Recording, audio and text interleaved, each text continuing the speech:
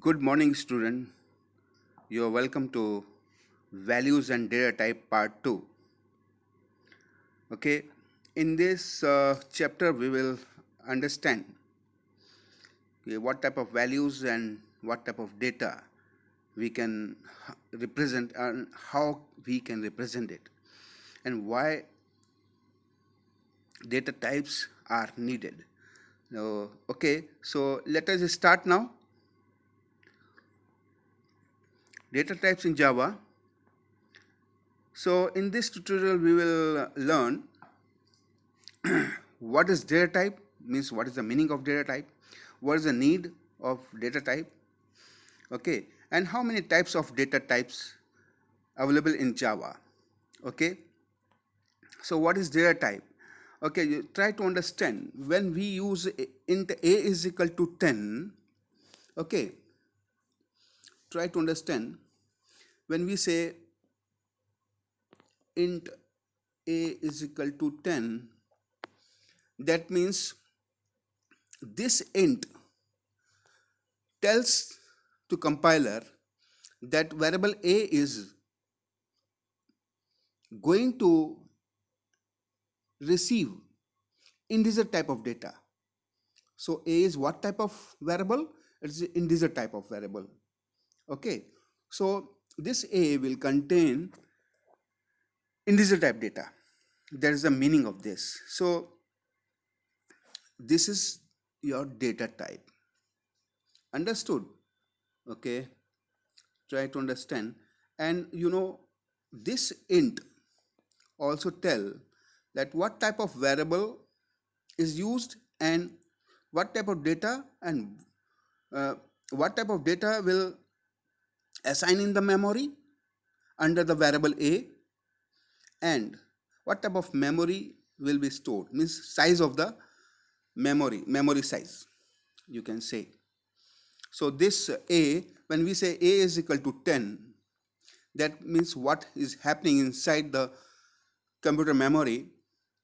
One cell creates named a, because variable a is there, store 10 in it, and there will be some number that is called reference data, or a reference of this cell, or reference means address of this cell. Each cell contain its unique address. Okay, so we are working on variable, not to the address in this case. Okay, so if you say int b is equal to 5, then again one more cell will be created named b, will store 5 here, and there will be some name of cell's address. Okay, let us understand more about data type. So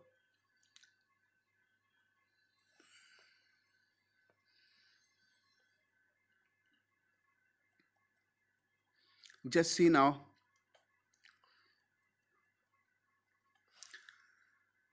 what is data type?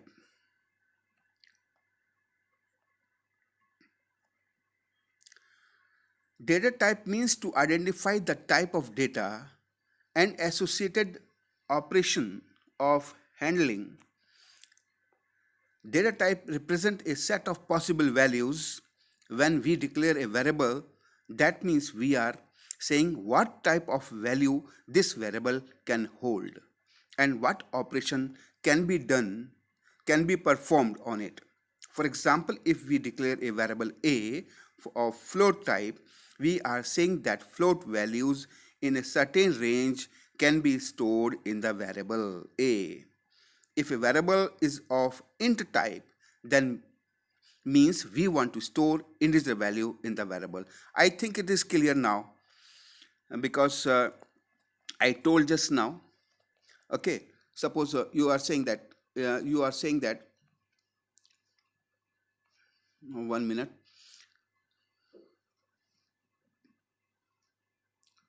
Uh,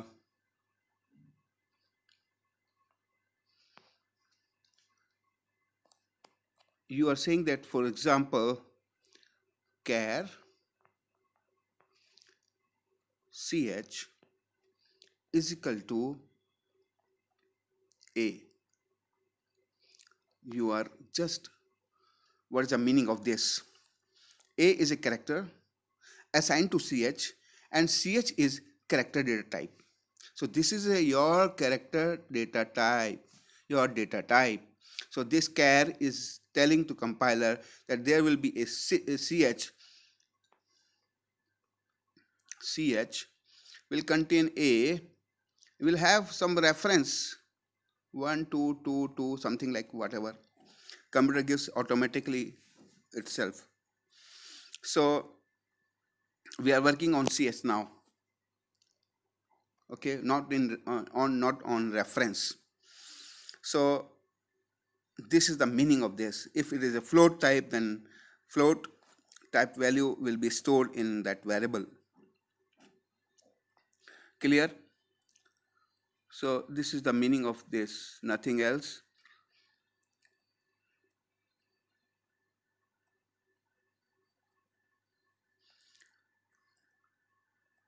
Yes.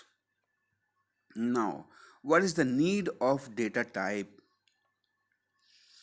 In the program, we store values by assigning values in variables, and these values allocate memory. It is clear now, because we cannot give values directly to computer. We cannot say, means we cannot say 10, we cannot say 10 plus 5. Instead of 10 should be stored in a variable, 5 should be stored in another variable, and in another variable we have to say 10 plus 5. For example, int a is equal to 10 semicolon, int b is equal to 5 semicolon, and int c is equal to a plus b. So like this way we have to provide our data in the program, and by this way it stores the variables. Clear? We need to provide information about the size, number of bytes, and type of memory that must be allocated to store a value in the program. To specify the size and memory type to the compiler, we must use some set of keywords. These sets of keywords are collectively called as data types. Hence, we can say data type is used for allocating memory for storing the values in a program by specifying the required size and memory type. This is the definition of it, and that's why we need of data type in Java. In Java, every variable and every expression must have some type. For example, a is equal to 10. It is invalid because type of variable is not mentioned here. Int a is equal to 10 should be there. So int a is equal to 10 is valid because we have declared the type of variable. Float b is equal to 5.0 is valid. Char ch is equal to a is valid. Understood? To store data temporarily in the computer's memory through a program, we use data type. In our daily life, we have different types of data like integer, floating point, character, boolean, array, string, etc. To store all these types of data in the program, we must use data types after that. After that, we are able to perform any required task or calculation. That means directly we cannot give. Without data type, we cannot give any data or value. How many types of data types in Java? Based on storing one or multiple values, Java provides two types of data type, primitive data type and reference data type. So primitive data types are byte, short, int, long, float, double, char, boolean. Eight type of primitive data type. Okay, and reference data type, class, array, interface, etc. So these primitive data types are inbuilt inside the language and are available to use. But reference data type are made of primitive data type, but their working mechanism is totally different. Okay, so what is the difference in primitive and reference? When we are working with the primitive data type, we are working on the variable, and when we are working with the reference data type, we are working on reference or address of the particular cells, consecutive cells. Okay, let us move forward. Just see primitive data type. Try to understand now. Primitive data types are fundamental data types. These are available as part of the language. They are 8 primitive data types, which are byte, short, int, long, float, double, char, boolean. Okay, so primitive data types are used for declaring a variable that will store only one value. The data type int, double, char, and boolean are given based on the type of the values.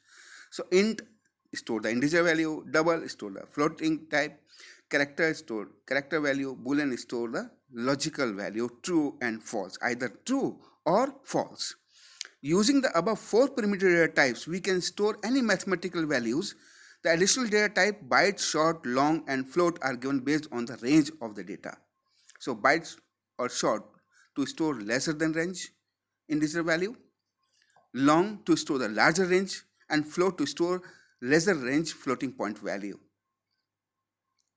Okay, so now this table shows the data type, size of it, and range and or values, you can say, and default value. Default value means when we are not assigning value, then what will be the value of that particular data type variable. So boolean is one bit.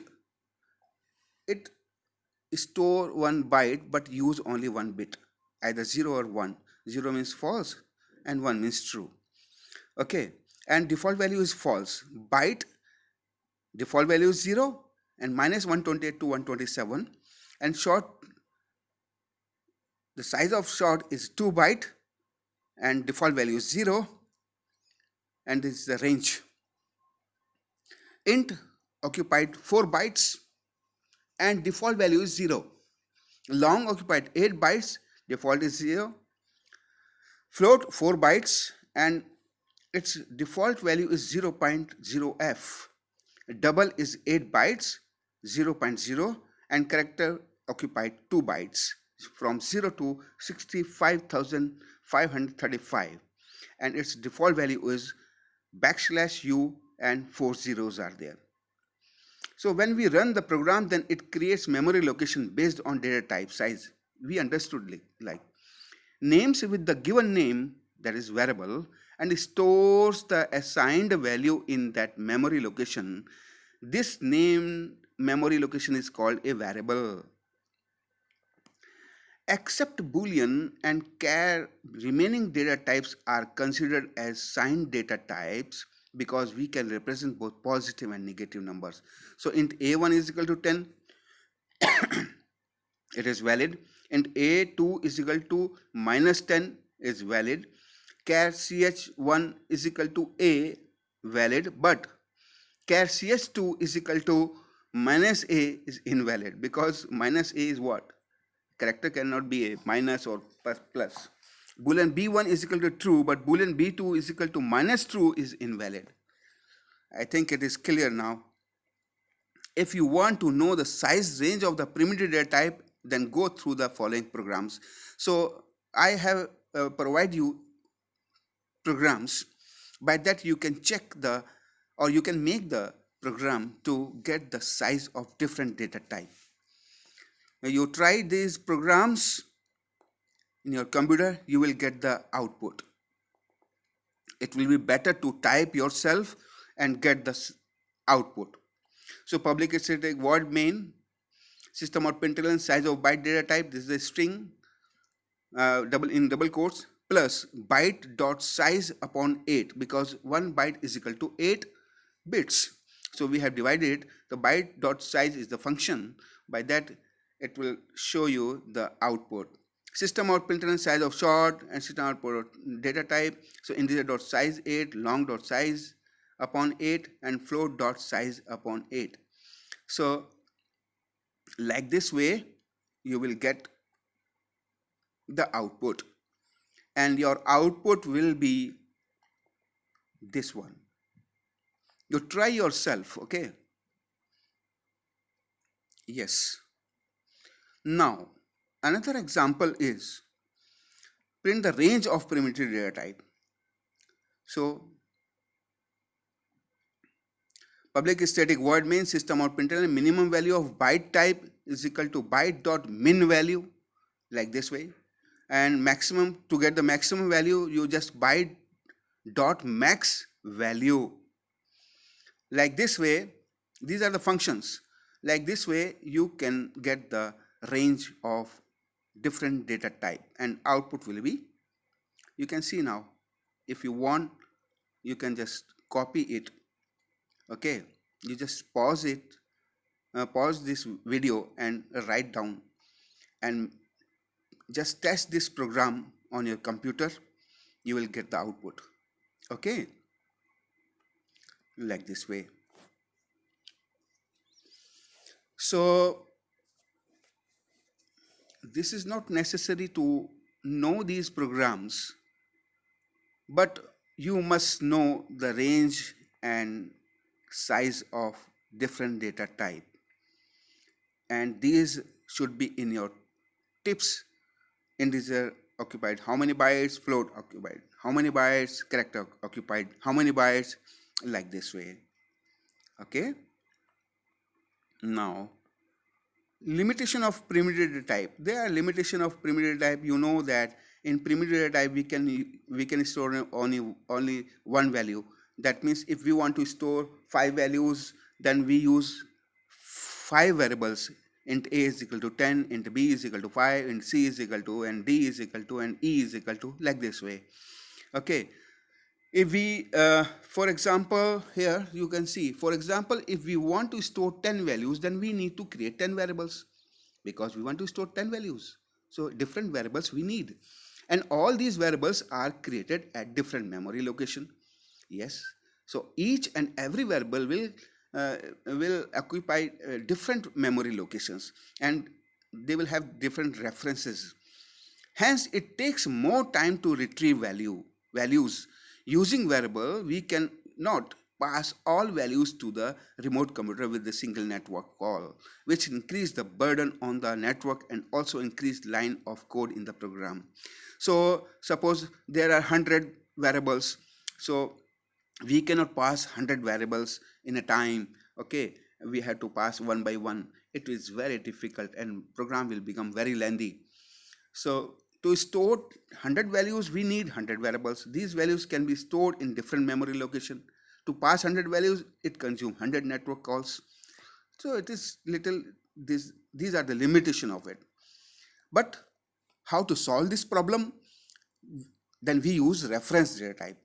For solving the above problem, we must group all values to send them as a single unit from one application to another application as a method argument or return type. The group them as a single unit, we must store them in contiguous memory location. This can be possible by using reference data type, array or class. So reference data types in Java, reference data type are constructed from primitive data type. I told you reference data type are made of primitive data type, but their storage mechanism is different from primitive data types. By default, a primitive data type variable can store only one value at a time, but in the project or we need to store multiple values at a time. To store multiple values, we need reference data type. Java support 5 reference data type: array, class, interface, enum, annotation. Okay, so these are the types of reference data type. For storing multiple values of the same type, we use an array, and for storing multiple values of different types, we use class. For storing multiple constant values with fixed names, we must use an enum. Interface and annotation are reference data type in Java, but they are not used for storing values. Rather, they are used for declaring multiple methods of an object to be implemented by subtype programmers. Java array is a reference data type. It is used to store a fixed number of multiple values of the same type in contiguous memory locations. Like other data type, array is not a keyword, rather it is a concept. It creates continuous memory locations using other primitive and reference types. We will discuss all these reference data type later one by one in next video or next chapter. So information provides by data type. What type of information a data type can inform? A data type keyword provides below information: type of memory, because if int is there, int a is equal to 10, then type of memory. Okay, in this type, memory size 4 bytes if it is integer, if character 2 bytes. Okay, if byte then 1 byte. Type and range of the value means what type of type and range, what type of value will be there and what will be the range. If character, then from 0 to 65,535. Different operators allowed to apply. Result type comes out from an expression. These are the information. For example, you can see here the example. If we use the data type char for storing a character in a memory, then it gives below information.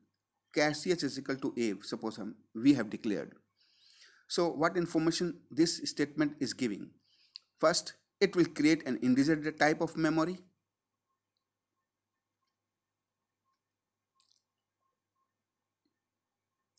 It will create 2 bytes memory size of the memory.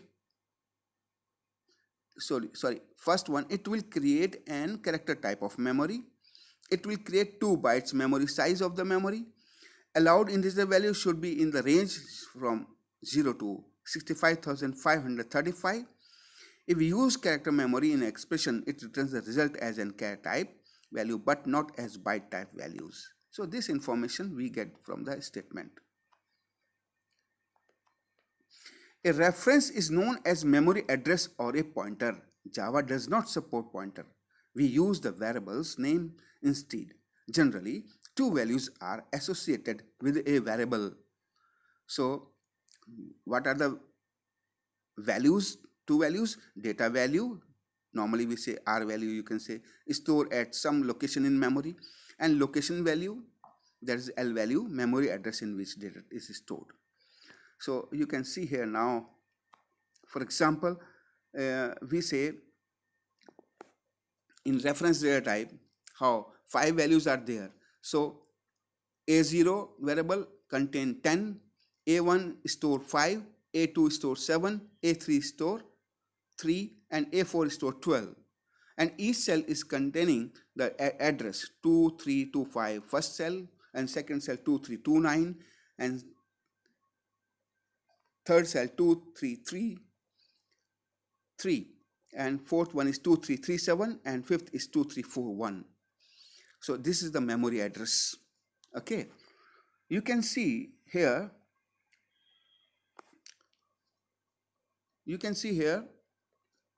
it is 2325. After this 2329 has come, and then after that 2333 has come. So difference is 4. Why 4?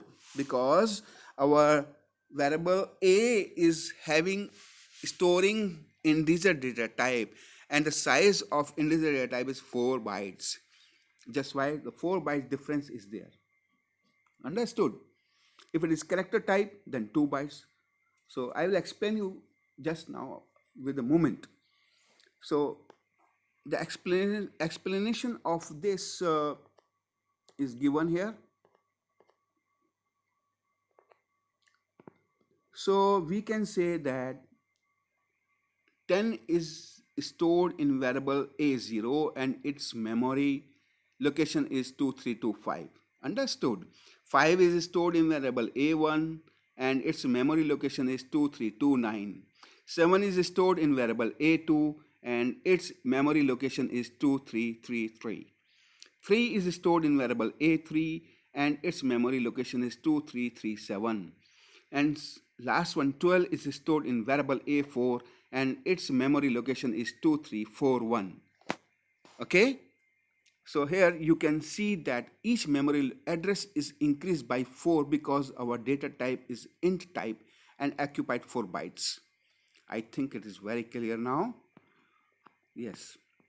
If data is of character type, then memory address will increase by 2 as character data type occupied 2 bytes. You can see now, see the address 2325, then 2327, 2329, 2331 and 2333. So I think it is clear now. Now variables. We cannot use data directly to computer, so we have to give name to data. I explained you about it. You cannot give directly any data to computer for any calculation. You need to have one variable to store that particular data. Giving names to data, we use variable. Variable is a named memory location which holds a data value of a particular data type. It can be manipulated during program execution. How to declare a variable? See, you know that how to declare a variable, but still, this is a revision you can say. Syntax, you have to write data type, maybe int, maybe float, then variable name. Format int a, float f, string str, char ch. Like this way you have to declare. This is a declaration. Now initialization of variable. A variable with a declared first value is set to be an initialization variable. See now, example int a comma b, this is a declaration of variable. And now after declaration, they must assign the values or initialize the values. So a is equal to 0, b is equal to 0. We have initialized 0 to a and b. This is initialization of variable.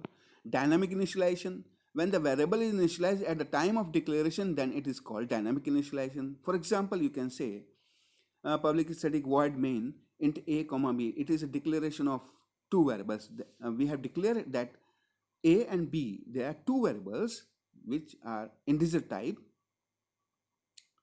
and a and b both will store integer data type, and size will be, memory size will be of each cell 4 byte each cell. So a is equal to 10. We have assigned or initialized 10 to variable a.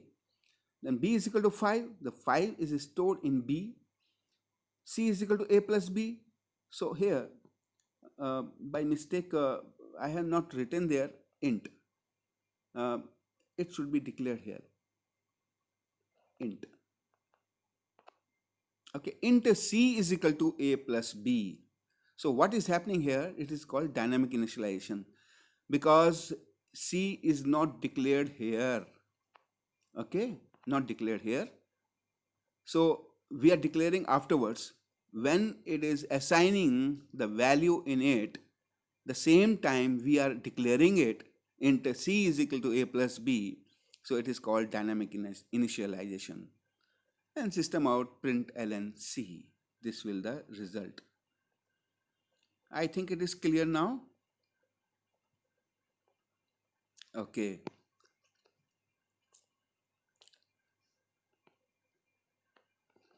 Come to the constant. Sometimes we need a data stored in a variable to be fixed, means should not be changed during program execution. Because like there are so many examples, your roll number should not change, your admission number should not change, your vehicle number should not change. Okay, your Aadhaar card should not change, PAN card should not change. So if we want to fix it in the, by that, and anyone in the program, they should not change it, then we use final keyword. Syntax is final, you have to write, this is the keyword. Then after that data type, you have to write int, float, whatever. and then variable name and data value which has to be assigned to variable. Example, final int registration number is equal to 1234. So 1234 is your registration number, is assigned to variable registration, and which is, you can see now, this value is assigned to registration number variable. It is a variable, and this variable is integer type, and it is a final. Final means now the registration number will not be modified. Okay, it is fixed now. The final keyword makes a variable as constant, that is, whose value cannot be changed during program execution. Clear? Yes. Following are the advantages of constant. They make your program easier to read and understand. If you need to change constant, then you don't have to search through in the program for every occurrence of a specific number. Only you have to see the variable those are made as constant. This is the advantages. Okay, so it's over now. Thank you very much. Read well, learn well, and just practice it practically. Okay, bye bye.